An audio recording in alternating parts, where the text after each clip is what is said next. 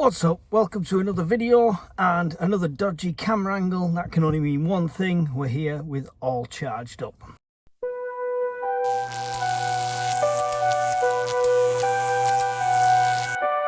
So today I want to talk to you about OPSEC because it's come up today quite a lot. Some people know why, some people don't. It's by the by. But OPSEC is often bandied around the prepper community as this keep everything absolutely hush hush, which is, a bit frustrating the way some people view it. They will say as well, operational security. It's not actually operational security. We're in the UK, it's operations security. Yes, there's a difference.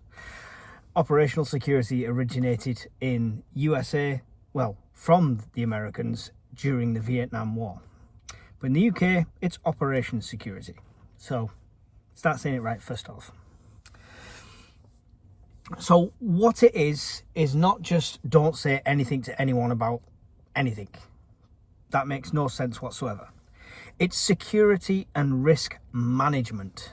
Yes, managing the risk, managing the security, and it's also analysing potential threats. Now, I did all this with my decision to come on YouTube. I prepped for a long time before YouTube, and I decided to come on YouTube to offer a different perspective from a different angle and to build my own community. Because despite what a lot of Facebook Rambos think, they're not going to survive very long on their own. Okay? You need people. So my decision to come on YouTube, I had to weigh up the risks. And of course, there is risks. I'm not saying there's not. I'm not saying everything's hunky-dory.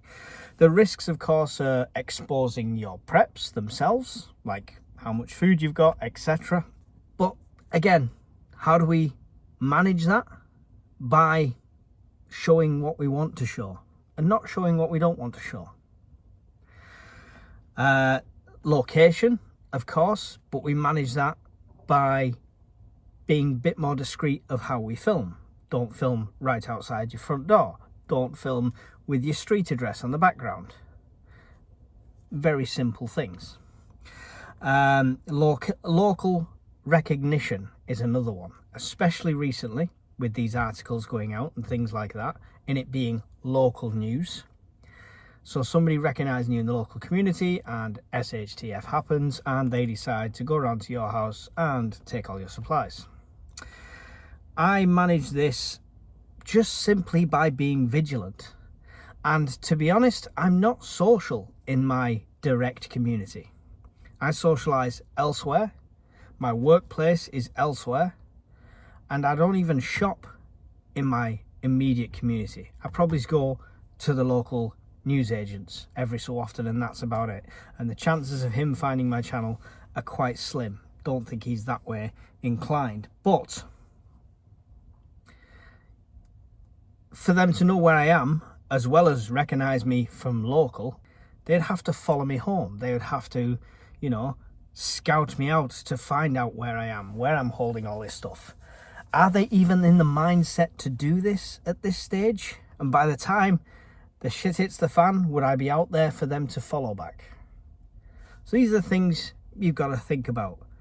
And of course, being on the government radar, which I've not an issue with. See, the problem is you're only scared of being on the government radar if you've got something to hide, or if you're pushing some political agenda, or if you're really anti-government and it's all really bad left-wing, right-wing rhetoric, whatever it is. Keep it sensible, keep it logical, no issues. I very much doubt I'm on anyone's radar high up the list, the size of my channel and stuff like that. So these are the risks that I had logged in or thought about before taking the plunge of starting a YouTube channel in the first place. Now, there's also other ways you could have done it. I could have done everything wearing a mask. I thought about being the masked prepper, but, I just sounded like a really, really, really bad superhero. But Also, there's a lot of faceless channels now where you just see their hands or You don't see any of them at all, and it's AI generated. So I could have gone down that route as well. But I really do think it's you reach more people putting your face out there, putting some humanity behind it.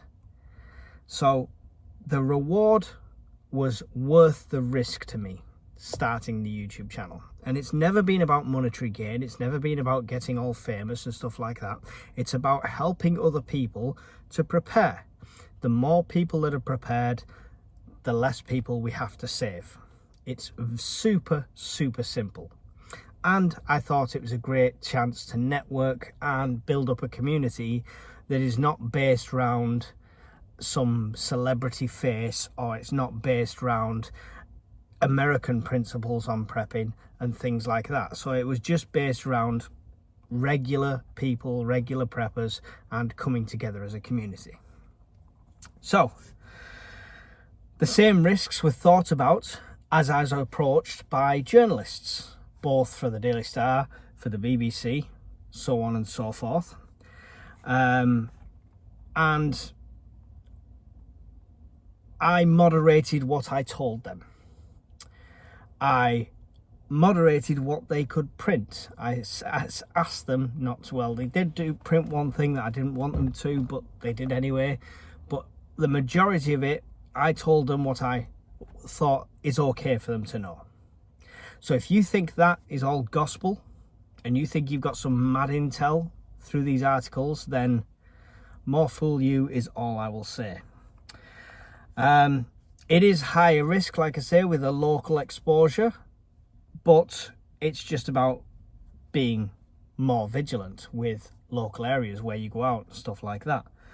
And it's not something that's so in your face. We're not talking about front page articles here. We're not talking about primetime television.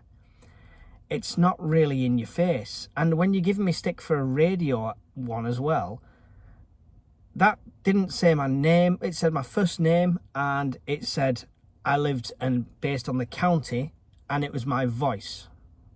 So I'm not sure how bad the OPSEC is on that one. I really don't know. Yes, it's now been in print, online, so yeah, people can see my face because they took pictures, and I could have opted to have no pictures taken, but I'm already out there on YouTube, so I didn't think it was any extra risk to what I'm already in and what I'm already mitigating myself.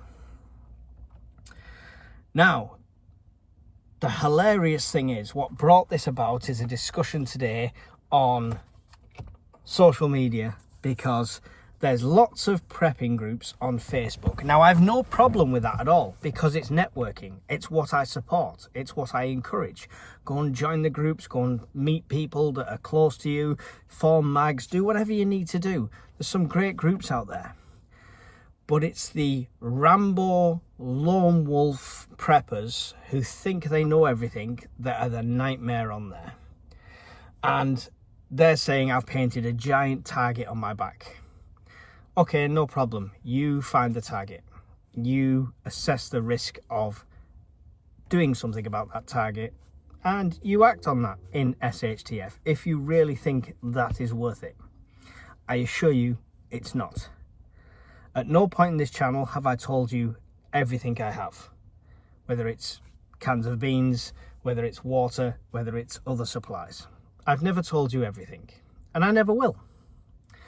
I've never told you my actual plans in an SHTF situation, and you don't know where I'm going to be. And again, I never will. I will give you ideas, I will give you tidbits and advice, and I will also learn from you in that way, and that's what it's all about. But if you want to FBI this thing and try and build a profile out of it, then feel free. Just like the people on Instagram who eat perfectly every single day and go to the gym every single day and take a selfie every single day and have a wonderful, happy life. Guess what? It probably is not the case. And behind the lens, it's also different. So just be careful what you trust on that. And before you start throwing stones in glass houses, I've been contacted off people who also didn't use a VPN and they went through my software that knows where your IP is and can track your location. So, great OPSEC there. People on Facebook throwing mud have open profiles. And if you don't know what I mean by that, it means it's not just friends that they can contact them or friends of friends, completely open profiles. So they're saying, I've painted a target on my back, and they're posting this in a group where, might I add, one of my friends was able to join under a fake name with no profile picture with a Facebook account they started 10 minutes before. And they got accepted into this group. How safe is your group? And inside that, they've got an open profile. You could see their workplace, their first school, their second school, where they live in the country, like down to the town. Pictures that make that location even smaller, and vehicles with reg plates on and stuff like that. So they're talking about OPSEC, and their face is clearly the profile picture, like right on there. Plus you can see all their relationships and who they're with. And obviously if they're with somebody who's also on Facebook and they've not locked it down, that's even more intel. So people in glass houses really shouldn't throw stones, right? And honestly, throwing shit on somebody else doesn't make you shine any better. How about concentrate on your own OPSEC and your own prepping, and let me do me and help the people that haven't started yet or are new to prepping.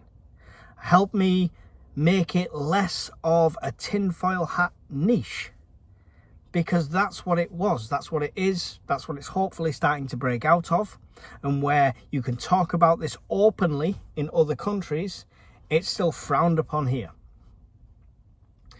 That's down to your attitude and that kind of culture. We built a good community. There is good preppers in the UK, homesteaders, landowners, and we have all walks of life in our community, from doctors to factory workers to officials. It spans the entire board. And they're all on the same wavelength. So I'm not bothered by this. I don't need sympathy. I don't need, oh, carry on, ignore them, etc. in the comments. I do appreciate you guys trying to support me in that way. I'm just trying to push some common sense over to them lone wolves, those Rambos, those commandos, those people that think they're going to survive everything and they've got all their stuff and nobody can get to them and they're completely untouchable and they're always the hero of their own story. You are living in cloud cuckoo land. All right? I've been open and honest that I don't know everything, but I'm learning more so since I started this community than I'd learned in 10 years previous, in the army, etc. Everywhere else that I've learned skills and traits, I've learned more in this last year just by building this community. So, OPSEC. Know what it is before you preach about it. Practice it before you preach about it. And in fact, bottom line, don't preach about it.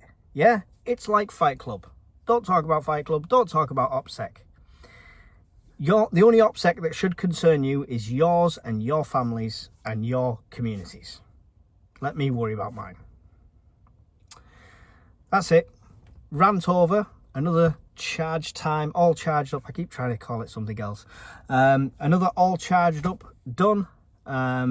Thanks for watching, guys.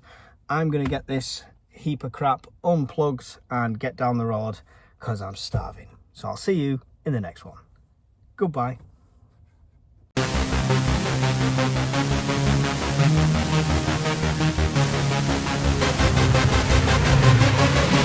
Yeah.